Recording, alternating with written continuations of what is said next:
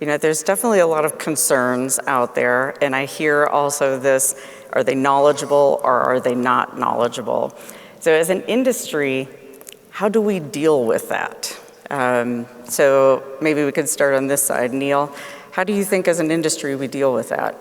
Right, well, I think a lot of that rests with the folks here in the audience, right? I think the dealer community, the water treatment community is, that's our proactive nature of getting in front of consumers to point to technologies that address the concerns is, I think, part of that. And I think a lot is being aided by, as Shannon said, a lot of the halo effect of the news stories in Flint, Michigan, and the sort of the growing concern with PFAS that we spent a lot of time talking about this week.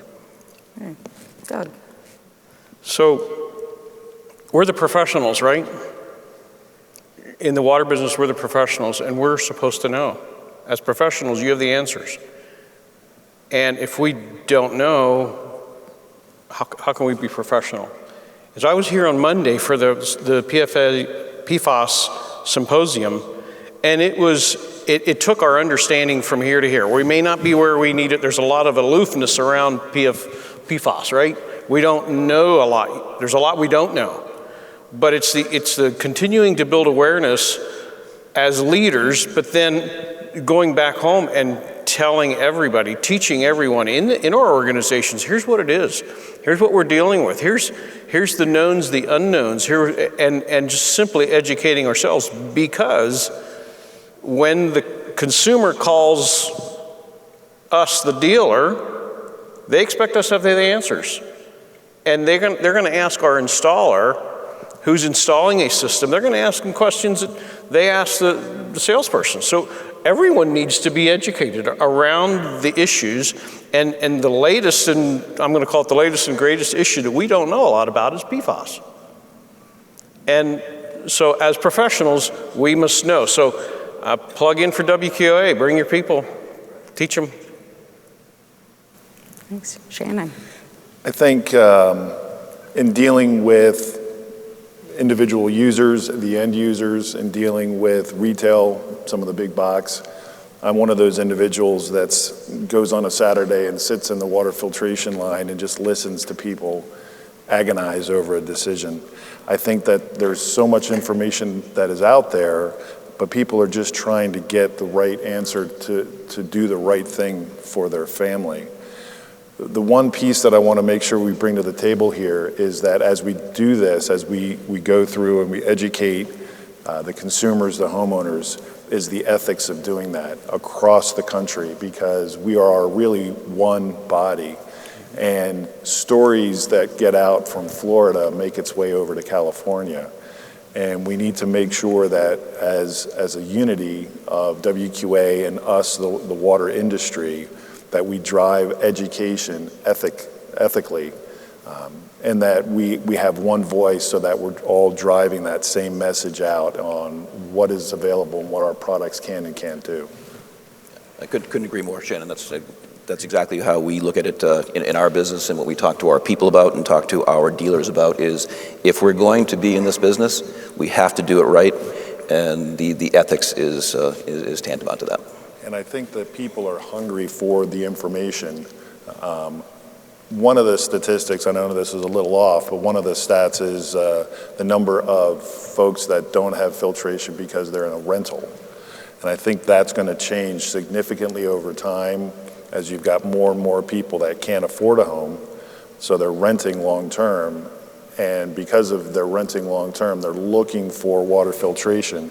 I think we're going to see that trend change in that market space, and I think those individuals are looking for education on how they can protect their young family. And Pauli, I would also add that it's a chance for us to unite, not tear each other apart. And it's the municipal supply, it's central treatment, or it's dealers. It's never okay to talk negatively about another part of it. We're all in this together. We need each other to solve the problem, and together we can. And so I think it's a great opportunity to bring everyone together, not tear each other apart in the process of some of these new emerging contaminants. It's not municipals. The municipalities have a problem. How do we deal with this? Certainly. But it's not our responsibility to point fingers and say they're not doing their job. It's so much more complex than that. It's our chance to build rather than tear apart. So actually, to piggyback on that, so there was the data point that really shows the trends of consumers recognizing responsibility. Is it in the home or is it with the municipality? And the trends are clearly showing that it's shifting away from the municipality and shifting to the home or bottled water plants. So I'm curious what the thoughts are here of how do you talk about that? How do you see that as an opportunity or threat, or just what are your reactions to that? So I'll open it to whoever wants to respond first. So I'll jump in there. I think that that's always been the case, right? If a consumer is paying a utility or a water service company for that water, they believe that historically that the quality should be taken care of there, right? Mm-hmm. That I'm writing a check, so my water should be of a high quality, and if there's a problem, they're the experts, they're going to take care of it. Mm-hmm. Coming from this industry, I've always had in the back of my head this belief that, we should all be kind of good stewards of quality and take that additional level of responsibility for the quality, and not just the taste and odor part, but that extra level of detail. And I think it plays to the stat on testing. So many of the folks in the study, say they haven't had their water tests. So I think it's an out of sight, out of mind type of context. Mm-hmm. What I don't know, I'm going to leave to the municipality, and hopefully they're doing what's in my best interest. Right. Go ahead, Shannon. One of the pieces that I want to make sure that we mention here is the number of folks in the United States that are on private wells. There's 15 to 20% of the population, which represents 35 to 40 million people that are on private wells. And in addition to municipalities, these folks on a private well are becoming more aware. We're seeing over the last 8 years, I'll say, much more aware of, hey, there's something I should look into. How do I go about doing this? And with that awareness, they're seeking information, they're making phone calls, they're trying to address some of these things. And to be able to recommend, if someone's on a private well, as you mentioned, water testing, we want to make sure that we've got at our fingertips a recommendation of a laboratory that you have confidence in that is going to give a good price and accurate data and some guidance on what to do. So knowing if someone asks you, where should I get my water tested, know where your local places that you can get that done. And then once those results come in, be able to sit down with that homeowner, review, because they're going to be concerned about that drinking water. We also have learned through some of the Flint studies that water, pun intended, is fluid. And so what we see in Flint is the exact same home over a period of time, 8 o'clock in the morning, 9 o'clock in the morning, 10 o'clock in the morning, might not have any lead, but then all of a sudden there's a sample where they have this huge spike. So it's not something where the water that you tested at that one point in time is going to be exactly what's happening throughout the entire day or through the whole week. And that's some of the things that people are becoming aware of, and they want to have that protection for their family because of that awareness. Excellent. This increase in awareness of water quality is not going to change course. It's going to continue to get better and better and better for us as an industry. People are going to become more aware. It's the way things evolve. A little quick story. Back when I was a kid, if I got a Pepsi or a Coke or a Mountain Dew, that was awesome. It was a treat. It was something special. Come my kids, we would have the kids over, their friends, they would come over, and so we as good parents would get them, the 2 liters of soda, and the kids didn't want the soda. They said, can we just have water? We just take cold water. And it's we're doing something special for these kids. They didn't want it. And you continue to watch this.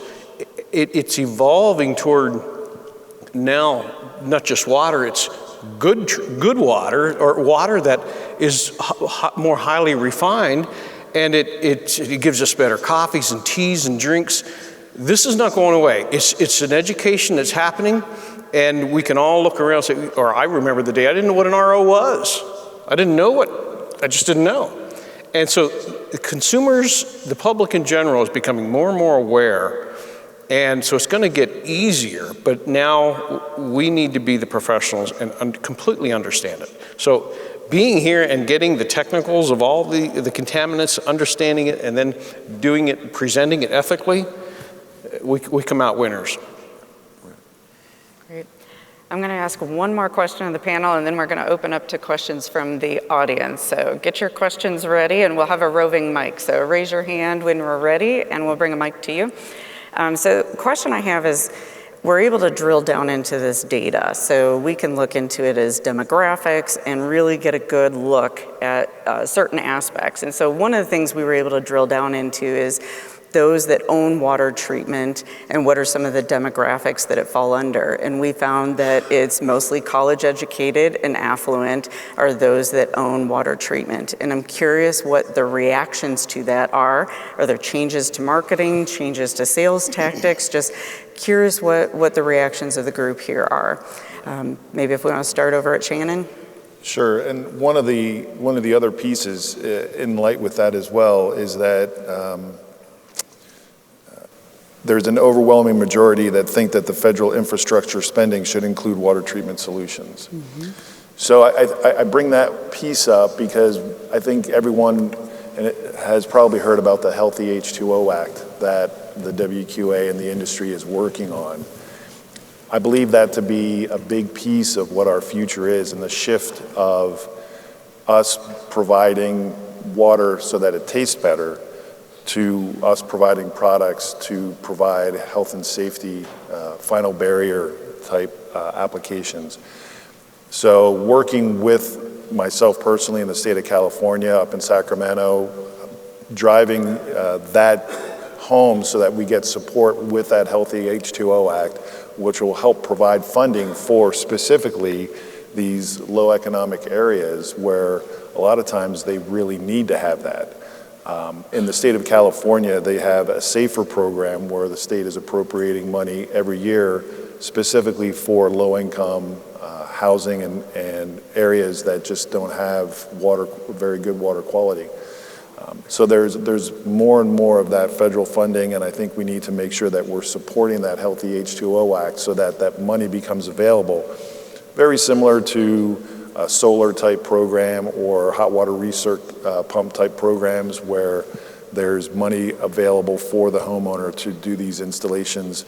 And the awesome piece of the Healthy H2O is that it's not just the installation, but it also includes professional installation and 2 years worth of maintenance. Excellent. Any other reactions? I have a comment. I'm not sure I'm going to answer the question. In my observation, it has been that inner cities, we just do not do well at doing business.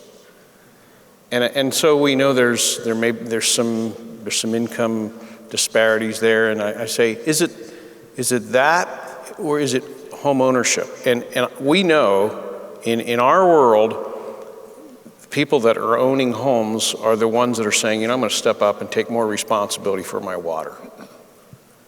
And homeowners obviously there's a little more money flowing around possibly than the low income. And so they have more disposable income. And so education and home ownership, I'm sure, follows suit. But I just found the home ownership is where I see the big change. When someone owns their home, they're ready to take more responsibility for the quality of their water.